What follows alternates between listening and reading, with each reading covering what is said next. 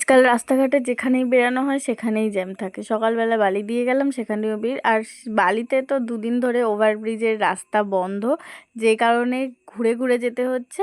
আর কাল রাতে ফিরতে গিয়ে আমার প্রায় 1.5 ঘন্টা লেট হয়ে গেছে। মানে আজকে ভাবলাম আমি ঠিক আছে বালি দিয়ে যাব না, কোন্নগর হয়ে যাব। সেই কোন্নগর দিয়ে যেতে গিয়েও এসে দেখলাম মাঝ রাস্তায় কী সব ঝান্ডা ফান্ডা নিয়ে বেরিয়ে গেছিলো, কিছুই দেখতে পাচ্ছিলাম না।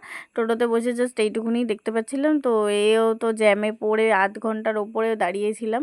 নাহলে কত তাড়াতাড়ি শ্রীরামপুর ঢুকে যাওয়ার কথা, আমি আস্তে আস্তে সেই লেট করে ফেললাম। তো কি করব, কিছু করার নেই। আর তার মধ্যে চলছে আমাদের মাহেশের রথের মেলা। মানে 1 মাস ধরেই মানুষ আসবে এরকম একটা ব্যাপার। এমন একটা দিন যায় না যেদিন ভিড় হবে না। টোটোওয়ালারা ভয়ে মাহেশে ঢুকতে চায় না।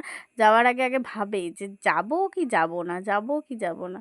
তো যাই হোক, কোনোভাবে হাফ রাস্তায় একটা টোটো করে এলাম, আর একটা টোটো অন্যজন তুলে দিল, দিয়ে এইখানে অবধি পৌঁছেছি।